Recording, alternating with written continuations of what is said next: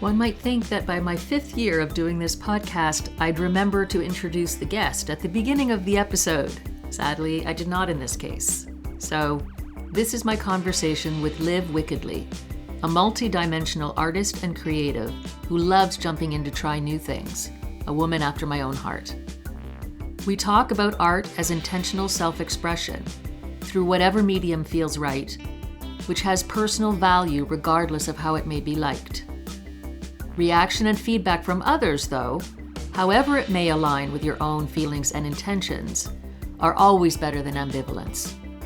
And we talk about vulnerability as raw or tender moments of being seen, or even seeing oneself, when we aren't feeling so certain or clear about what we're sharing of ourselves. Here's my conversation with Liv. So I appreciate you making time. Thank you for that. I appreciate that. Thank you. Thank you. Oh, my pleasure. Thank you for asking. I did hear you speak a couple of times on different webinars. And Hmm. when I did, I was like, kind of think that person is quite interesting. And I think I'd like to know a little bit more about her work and her art. That was going to be my first question around you as an artist. And we can Mm. go on from there. But if you feel, just talk to me a little bit about the kinds of art that you make. I love that you're asking me about this artist thing because that was a huge, huge part of my consciousness journey right around the time that Gene Keys came into my life. So the two really converged around the same moment. As far as the kinds of art that I create or feel drawn to, probably the one that's like been most consistent that I've actually like had monetary exchange for is graphic design. I really love just taking an idea out of my brain and then like making it real. I've been doing that for over a decade and I really had fun with that. I love to dance. That's probably been my longest term. Artistry is movement and dance, and then writing. Those three places are the places I've played the most. I've been really called to sound lately. I'm starting a class to learn how to make beats online. I bought myself a hand pan, so I'm kind of playing around with that. And I've also started, I'm going to start taking some voice lessons here soon because it's come to my attention lately in the artist community, which I'm excited about, is that anybody can learn how to sing. It's a myth that you can't. So I was like, well, I'm going to try that too then. Well, it's kind of like when people say I can't draw. And I'm like, hold on a second. What does that mean you can't draw? Like, it just means, like, if you pick up a pencil, sometimes your hand doesn't do maybe what you want it to do, directed by your brain, or it's doing another thing that maybe you actually Yes. should be doing, not directed by your brain, and that's fine. But what does it mean you can't draw? It's the same thing as what does it mean you can't sing? Yes, exactly. Exactly. And that was one of the things that hit me. I had a mentor ask me, have you ever considered yourself an artist? And that was kind of the beginning of me going, no. And she's like, well, I see you as an extremely talented artist. And in my mind, I was like, well, I'm not painting. I don't have a New York Times bestseller. I'm not an actor on the big screen. I don't tap dance in front of hundreds of people. What do you mean? What do you Yeah. mean I could consider myself an artist? And I started to really get connected to the commodification of creativity that we live inside of with capitalism. And it's this idea that it doesn't count if it's not recognized by the collective. It doesn't count if you're not making money. It doesn't count if you can't call yourself a professional, whatever the art might be. I still find these layers and these pieces inside of me that procrastinate or resist expressing myself artistically because of those things, that box that I kind of just adopted as a child. So I resonate with the I can't draw and then looking and going, well, I can. I have the capability. If there is a gap between what I visualize and what's coming out on the paper, one, my mind might not be to be trusted, and what's coming through me is unique and different, and that's okay. And it's also an opportunity to develop a skill and try something and go, take an art class or watch a video on YouTube or just draw free like if I was a child. It's a place I think a lot of people could experience so much liberation, not just in the concept of artist, but as a human who's allowed to express on this planet however feels good. Absolutely. That's Yeah. I find that interesting too because as soon as I saw you the first time on a podcast, I was like, think she's an artist. Not sure what she does. Feel like she's an artist. Thank you. That's So amazing. That's so beautiful to hear. I love that. it is how you define yourself, but that thing around all of us or whoever wants to say, I can draw, I can saying I can play music, I can collage, I can do whatever, all of those things. And more importantly, like I can express myself through those different Hmm. mediums. And whether you call yourself an artist or not doesn't matter so much. It's just, I think for everybody to just take that opportunity and say, I'm feeling a certain kind of way, or I want to make this thing, and I'm going to take 5 minutes, and I'm not going to judge it by like if somebody's going to buy it or if somebody's going to think it's great. Or I put up videos on YouTube and people are like thumbs down. I'm like, well, that's okay too, though, because like I'm just making the thing, I'm sharing the thing, I'm doing the thing, and it brings me some kind of sense of I expressed myself today in Hmm. some way. I don't know how you feel about that. Yeah, that's as you were saying that, I was like, I really think that your art or your artistry is a very personal relationship. And I think for me, it's more about intentionally expressing whatever creatively wants to flow through me than anything. And if people like it, great. And if they don't, well, that's par for the course. There's a lot about me anybody out there might not like. And I think if it inspires a reaction, you did it correctly. It's like, it's probably not so good if you throw something out there and people are ambivalent about it, right? It's better to get feedback because then it was a genuine expression, right? People are feeling something inside themselves, even if it's something they don't want to feel, and they thumbs down it.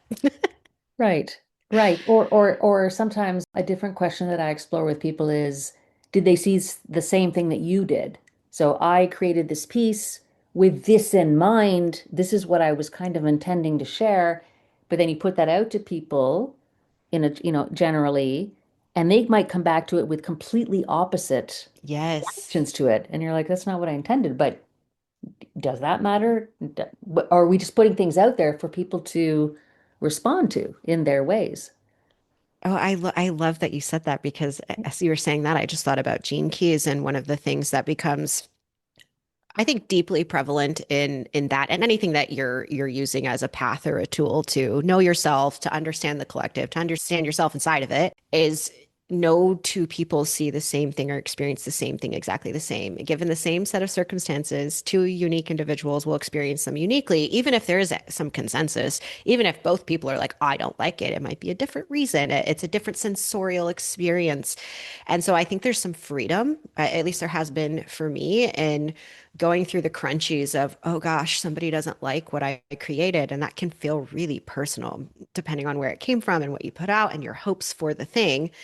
And it's also very humbling and, a shade of truth that what you put out there is what you see it to be. And it's also what that other person sees it to be in their reality. And you can take that note. You can go, oh, actually, what they're saying, I see that. I see that. I could shift and adjust that. And then it might be more in alignment with my intention. Or you can just go, oh, that's really interesting.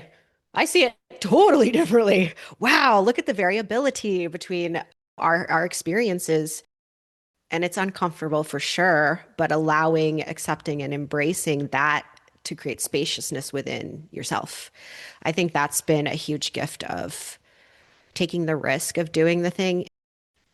It's very vulnerable, I think, to do art, which is why I really loved the name of your podcast because those two things are just so intrinsically entwined. And I think that's probably more why people get scared, and then it's easy to come up with excuses to justify the fear. But it's exposing. You're exposing yourself when you do art. Even if you're the only person who sees it, you're exposing yourself to yourself.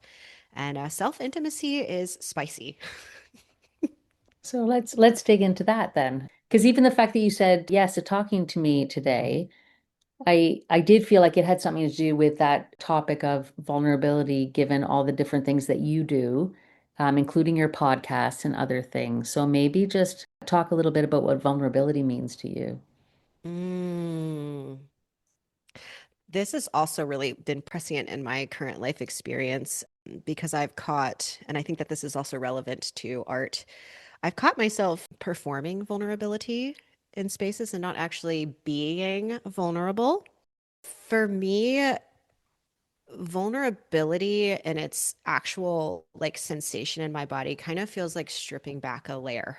Maybe like the way a snake sheds its skin. It's like I'm gonna peel back this layer of me and express or share this part of me that maybe feels a little raw, feels a little tender, feels maybe it's exciting for me.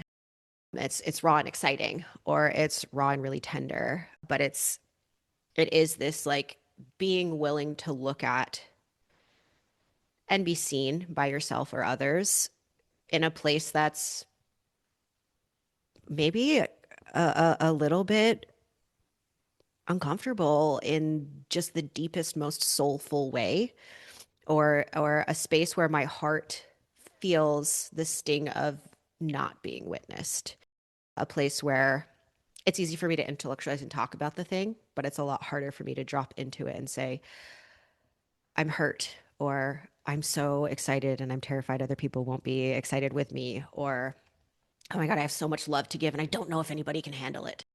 There's an uncertainty, I think, when you're feeling vulnerable. It's not rooted, grounded, and clear for you. I know the parts of my life and my expression where I feel certain in myself, I feel clear in myself. It doesn't feel vulnerable to share that. It actually doesn't feel horribly vulnerable for me to dance. If a room full of people were like, Liv, get up and dance, I'd be like, okay, because I just feel so free and clear there. And I don't care what other people think anymore. I probably haven't since I was a child. But then there's other places where if someone were like, share this poem from your journal, I'd be like, oh, that is tender. That's raw. Somebody's going to see me. They're going to see a part of me that I usually keep under wraps or I don't even face myself. That's been my experience with vulnerability. It's evolving like in real time. Literally this week, I was like, I'm still performing vulnerability. No, I'm performing transparency. I'm not actually embodying it. I mean, that takes a ton of self-awareness and honesty too, right? Because Yep. I mean, I'm sure I do that too. I think a lot of people probably do that too. And to be able to say that out loud, I think that means a lot because it also means that you're saying to yourself, I don't quite feel safe quite Mm-hmm. yet, but I'm going to put Yes. that out there. So I was kind of play acting in that moment. But what would it mean? What would be different about me to be actually transparent about my vulnerability or how I'm feeling or how I want to respond to those things, whatever is happening in that moment? And I think that's huge just to ask those questions. Okay. Mm-hmm. The ultimate thing doesn't really matter as much as you just saying in the moment. Was I really being vulnerable? No, actually I wasn't. What does that mean? It means I wasn't quite ready. And what does that mean? It's okay that I wasn't ready, right? But that you would make that space for yourself to say that. I think that is like tremendous. Oh, thank you. Thank you. I Yeah. do too. Even you just saying like I'm not ready, that's vulnerable. I'm not ready. Oh, I'm not I ready for so many things. I'm unready for much of what's facing me at the moment, but I yeah. can say it. I can say it, Yeah, you know? yeah. Well, and that's a really beautiful thing. You know, another thing that I think is really vulnerable is I don't know. I don't know. That especially like in this culture where like we're really conditioned, you need an answer and you need it right now. And it has to be the right answer. And whatever the outcome is a reflection of your character and your worth and your value as a person. Whoa, that's a lot of pressure. That's so much pressure to get it right. And I know for me, the fancy procrastination of perfectionism has often gotten in my way because of this idea that this outcome has to be a specific way to be correct. And that gets in the way of art. That's like anti-art. That's the opposite of art. Yeah. Yeah. I think the pausing is necessary for art and it's certainly necessary for vulnerability. Absolutely necessary. I don't think art is something you can rush either. It comes through when it comes through. I mean, some people work on their paintings for a decade. Some people work on their book for 2 decades. You know, some people write things really, really quickly. Yeah, there's just so many different paces and speeds, and it could be per project. Some projects take a really long time. Some are, I got it. And I think you need the pause and the spaciousness regardless of the pace of the art. But the vulnerability itself does require quiet and stillness, in my experience at least. We started talking about the different ways that you might create art and maybe talk about what it is that you do now. Well, right now I work at Gene Keys. I'm the technical operations coordinator, which pretty much just means all things technical at some point, usually run through or by me if it has to do with our customer facing side of things. I've just freelanced pretty much my whole career. A very classic story of coming out of college with my degree and nobody was hiring anybody. What was your degree in? Environmental sustainability. Oh, I love that. Okay. Yeah. Yeah, I've always been an earth girly. I was like a 10-year-old who started a recycling club. Whenever I was introduced to energy efficient light bulbs and spigots that are more sustainable, I made my mom change everything. I was like, we have to change everything in this house. We're ruining the earth. That was me as a kid. And so then when I got to college and was trying to figure out what I wanted my major to be, I hopped majors a bunch. And then they at my school ended up creating that major. It was brand new when I was a sophomore, and it was just enough time for me to hop in and do it. So that's what I ended up doing. And it just was one of those things where every employer wanted 5 years of experience on top of a degree. I was applying and the interviews were going great, and I was just not getting jobs, and nobody had any good feedback for me. I see now that that was life being like, this isn't actually what you're supposed to be doing, dear. Move a different direction. Yeah. Yeah. So that was my degree. I ended up freelancing a bunch. I started coaching. I took a big pause. I was going to say break, but it really was more of a pause the last 3 years because I could feel that the way I was oriented to my coaching and doing my graphic design, it just wasn't satisfying me anymore. I feel like I was a weird shape for that container all of a sudden. So I pulled the plug on everything and ended up just starting working at Gene Keys. I was like, great, this will be a perfect place for me to just stay connected to things that I care about, to work for a company that I've been following the teachings of for 8 years, and reorient what I actually want to be doing with my time and space. And through that and a really profound life altering breakup, I started my podcast with my best friend, Babe Philosophy. And Babe Philosophy, right now it's only a podcast, but really what it is more than that, and what we're really trying to birth and bring into the world is a movement for modern feminine philosophy. Not specifically woman's philosophy, feminine philosophy. So an aspect of philosophy that has been highly erased from our culture and we think needs a voice. We believe that we really need to be redirecting people to create their own philosophical understanding of the world and to learn to do that through their lived experience, connected to their intuition, connected to their hearts and their soul purpose, and how to think about and metabolize things instead of what to think about things, which I think it's a shift, right? Like if you go study Aristotle, he's going to tell you what to think and the right way to do something.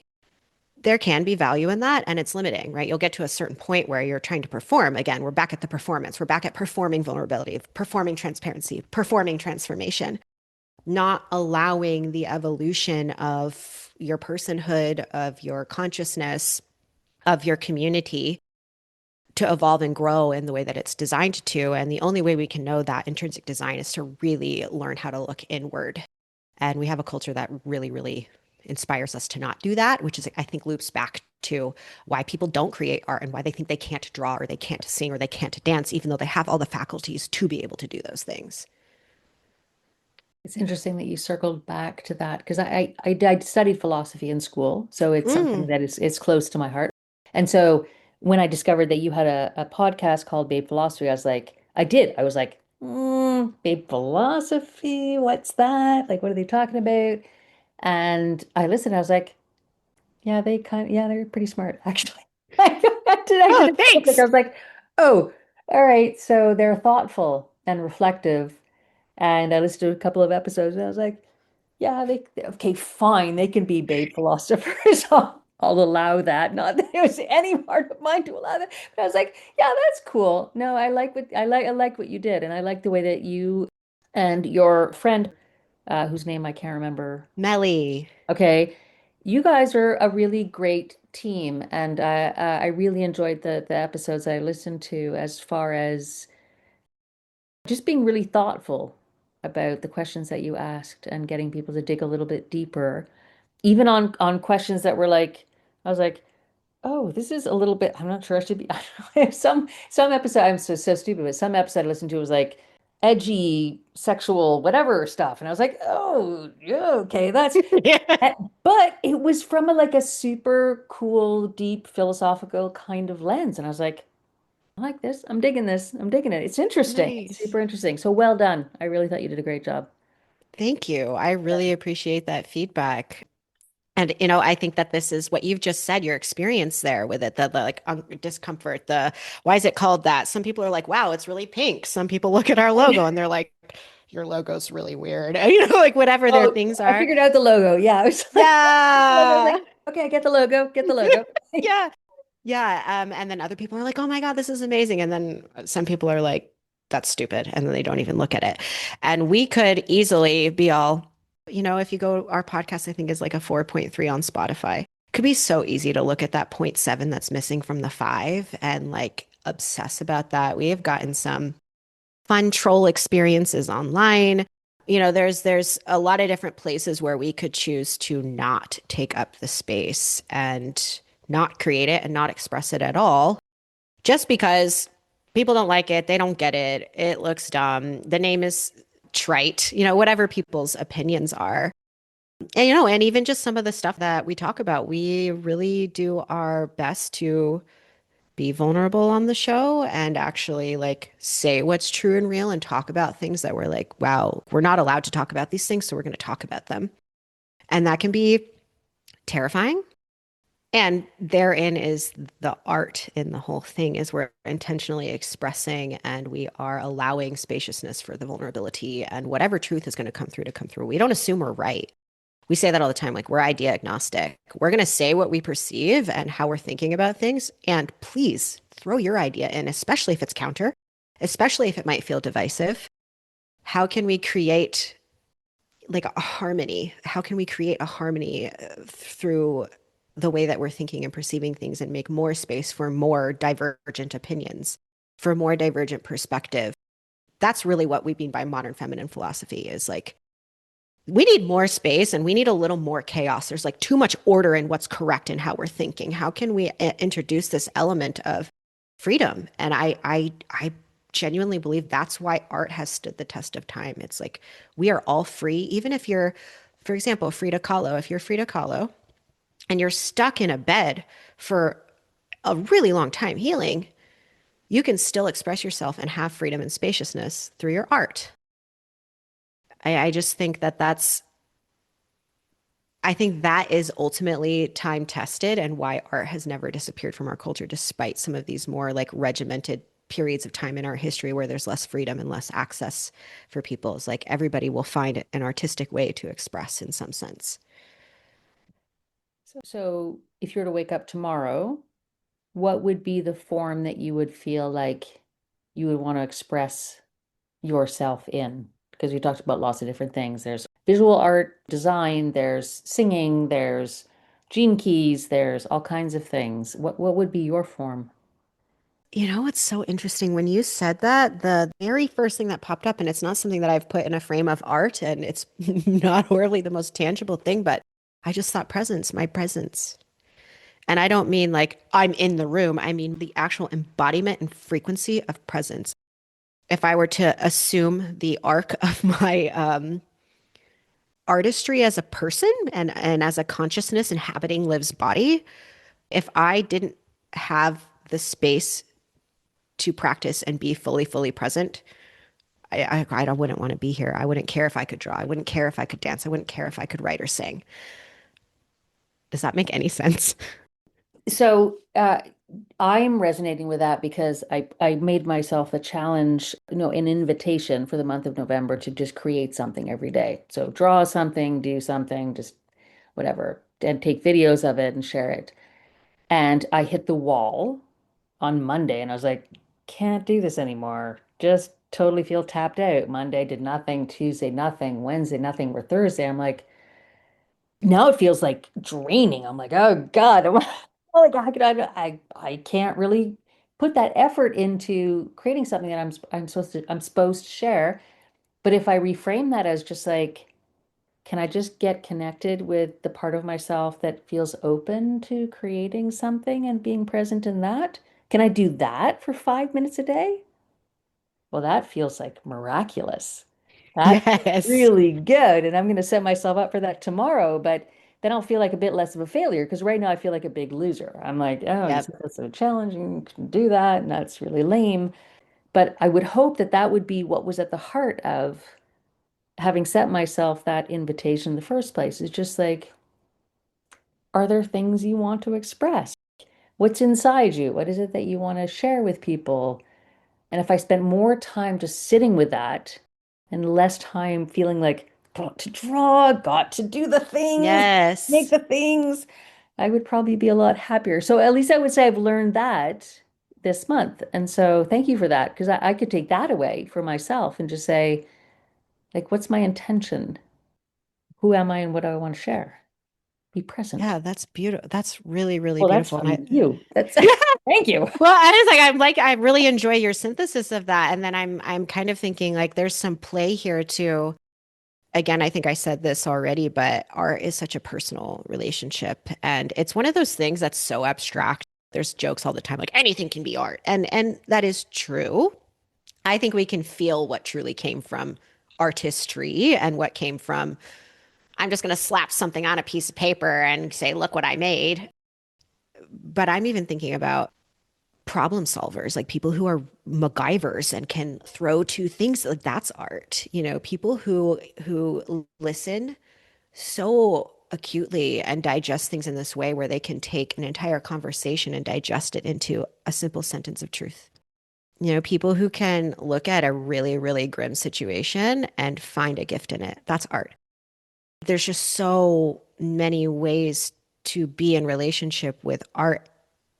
And I think it's really valuable, even if you don't consider yourself an artist, to play with what that might look like for you and to see yourself from that lens. Because at the very bare minimum, you are the artist of your own life.